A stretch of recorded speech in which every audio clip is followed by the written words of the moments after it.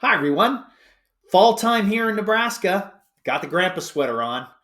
One of the great things that came out of Ignite here this week was the introduction of SharePoint Agents. I'm going to go through really quickly to show you what this is about and some things you can do right now. If you get a chance, take a look at all of the Ignite sessions about SharePoint Agents to really get a great deep dive. Here we go. All right, I have a contracts demo site just open so we can take a look at it. And you can see there is a new button up here that says create an agent. Now, I have a Copilot for Microsoft 365 license, so that's why it appears for me. You may or may not see this, depending on what Microsoft wants to do. As announced at Ignite, if you have a Microsoft 365 a Copilot for Microsoft 365 license, you can go ahead and create these and use them and consume them however you want. Microsoft is giving you some credits if you do not have a license to be able to use this. I believe it's 10,000 units or 10,000 interactions over until something like January or December or something like that, when they will release a pay-as-you-go model. If you want to be able to deploy this to your users, let them create their own or however. Anyway, licensing, all kinds of licensing stuff aside, what we're going to do is I'm going to create an agent on this in this library. All I do is I click create an agent, and you can see right away it's going to create an agent based upon what is in the contracts extraction folder. And that is for this particular library, just the base library.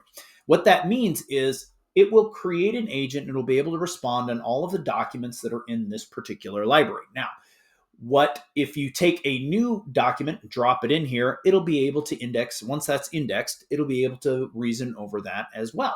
So this is a way that you can kind of create an agent over a single folder. Now, if I had another folder, so we're gonna cancel this for a second, and I'll go through creating an agent in a minute.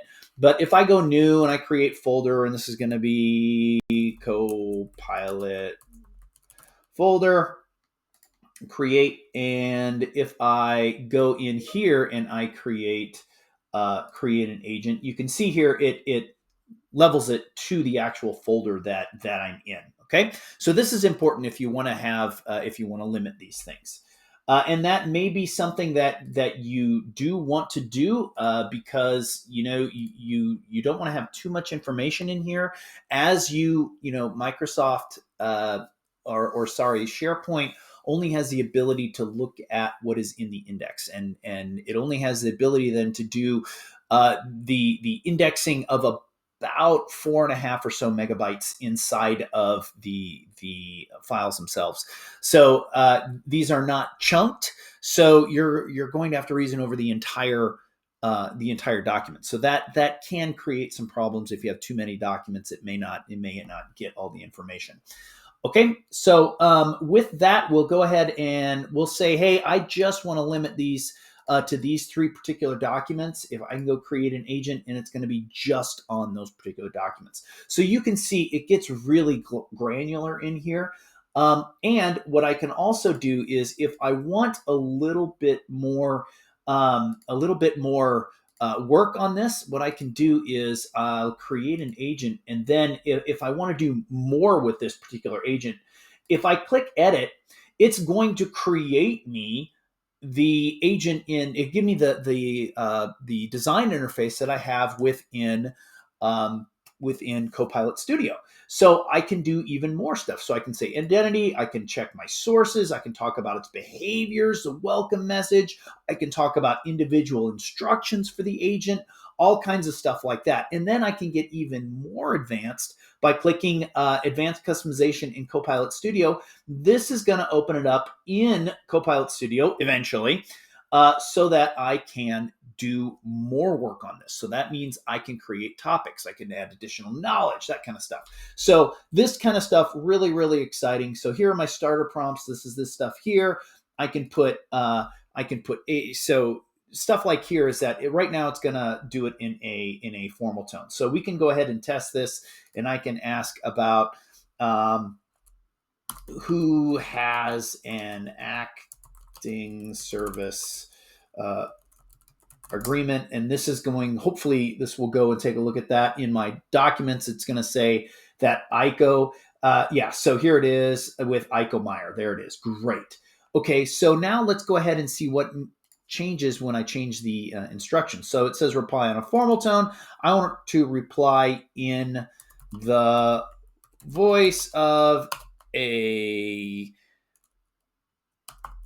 18th century pirate.